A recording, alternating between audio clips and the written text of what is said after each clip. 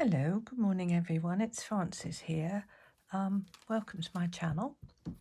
Um, it's very early in the morning, so I've got a artificial light on here. So I hope this is not too yellow, but needs must, I'm afraid.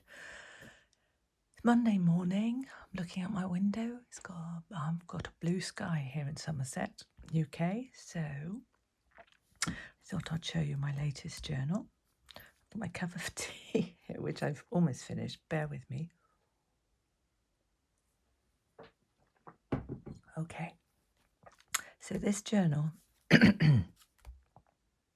was inspired by Rhonda of A Little Bit French. I watched a video of hers the other day, and she had some beautiful images of ladies, very similar to this. And instead of just putting it in her journal as a complete photograph, she cut it out, and I thought, that's a good idea. So I cut it out, but I decided to put it on the front of my journal, which is made from French antique and vintage envelopes. It does come with a pack over here, which I will show you in a moment. Excuse me, a frog in my throat this early.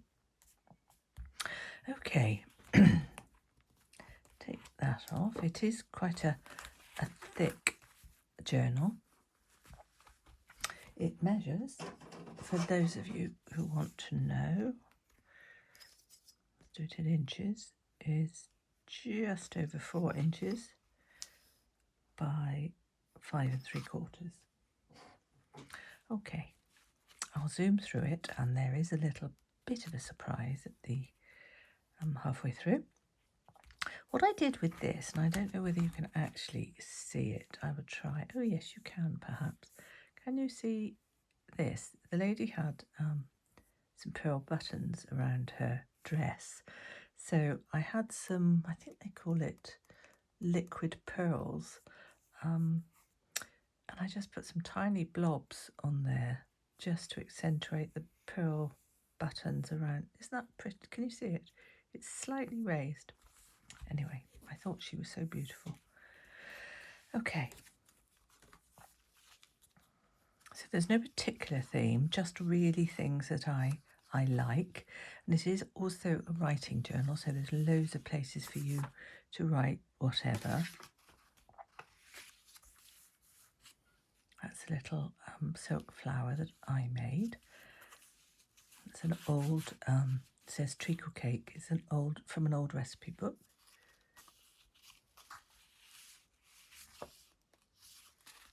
Again, lots of places to write.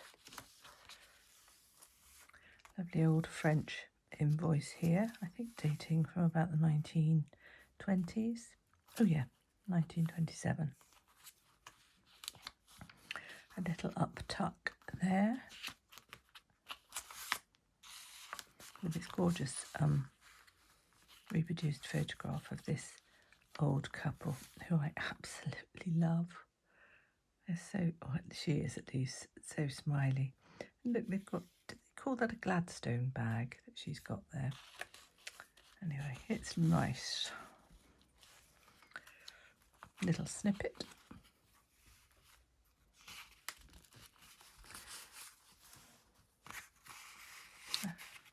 I've used lots of scraps and stamped items, lots of old papers. This one's dated 1923. This came from some old wrapping paper, and I just loved, I don't know whether it's swifts or swallows. I used to live in a house called Swallowbrook, so I absolutely love swifts and swallows.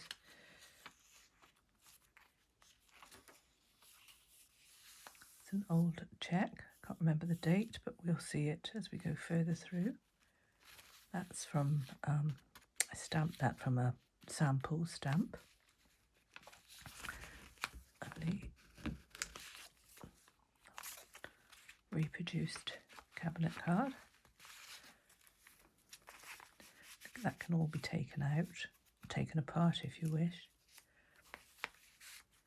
as can this.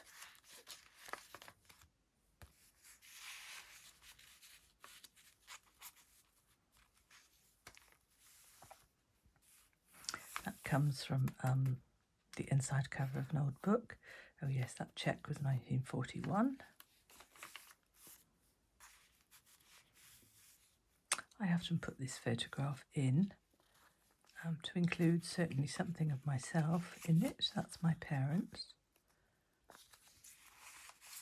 think that was 1938 that was taken.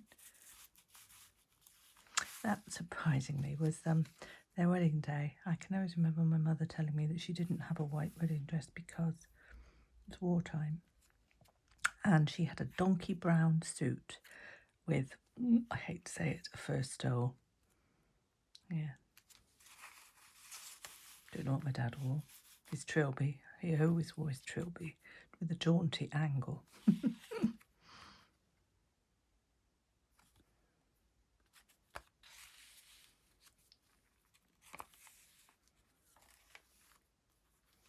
It's one of my beautiful prayer cards.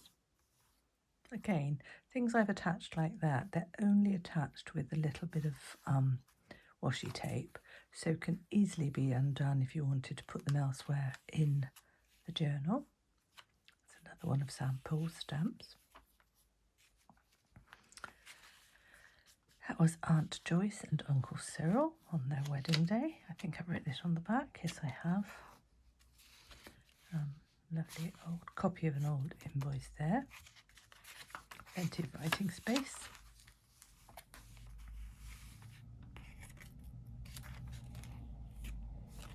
A friend made me this tag. It's beautiful, isn't it? Thank you, Catherine.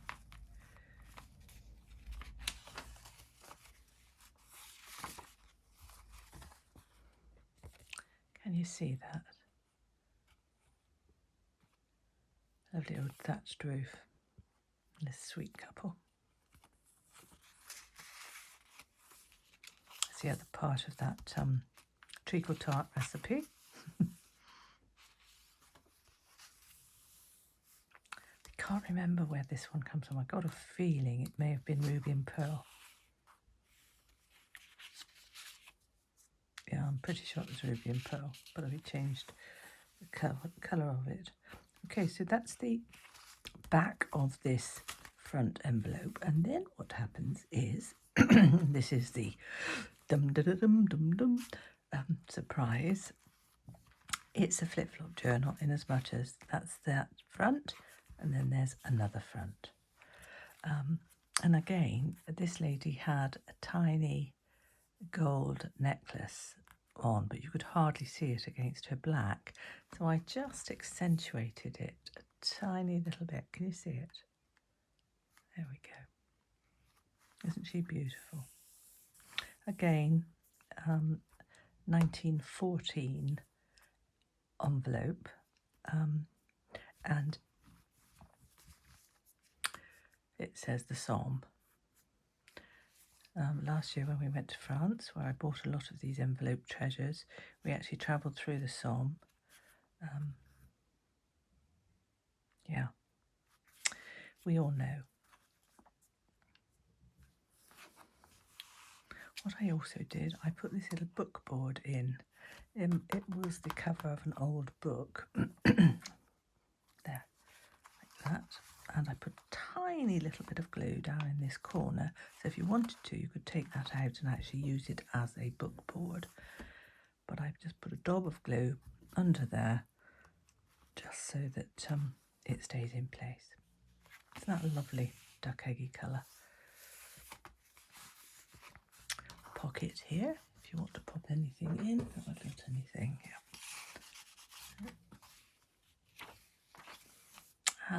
There's one of the swift swallows from that wrapping paper.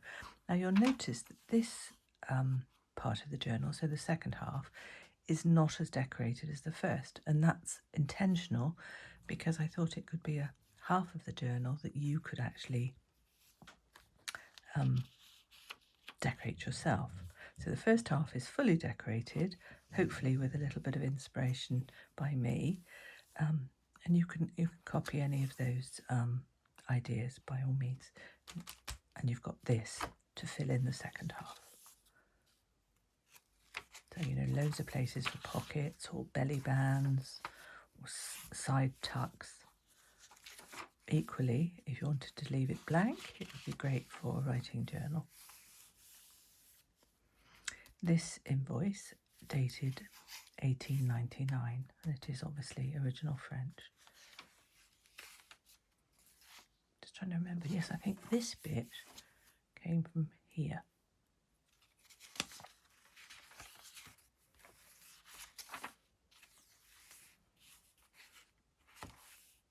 I've used a few other digital designers' pieces, but not very many. You can see the envelopes. Okay, so that's the back of the first, and that's the front of the second. So whichever way you want to have it, really, that way or that way. The signatures are sewn in.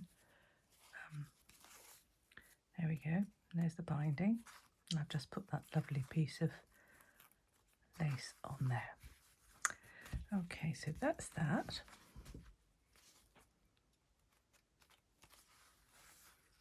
There we go. And then it comes with this glassine bag, which I made up. It's just got one little snippet on the back, and again just a tiny blob of glue in the centre, so easily taken off and used as you wish. It could even be cut into two.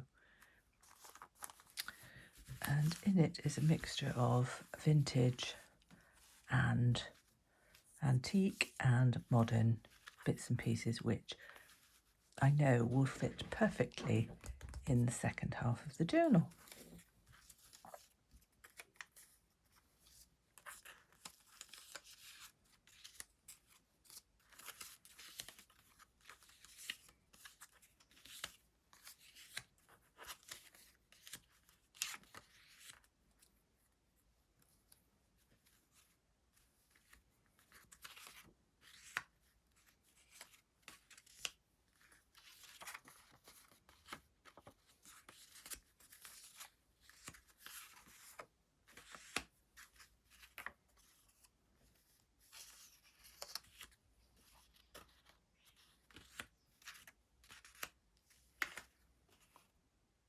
An original photograph of Joyce, 1960. And then there are some book pages, including some 17 something rag papers and some really old, delicate music paper, which in my view is gorgeous. Okay, so it's all that.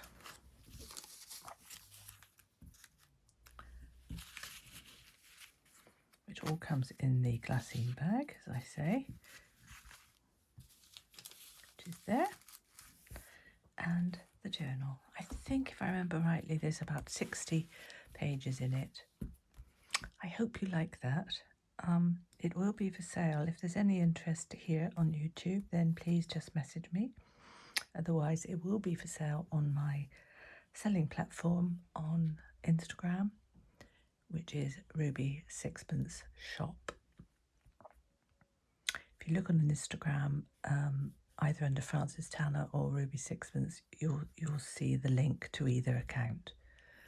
Thank you so much for joining me. I hope you have a wonderful week and you stay well and you stay dry. Thank you. Bye.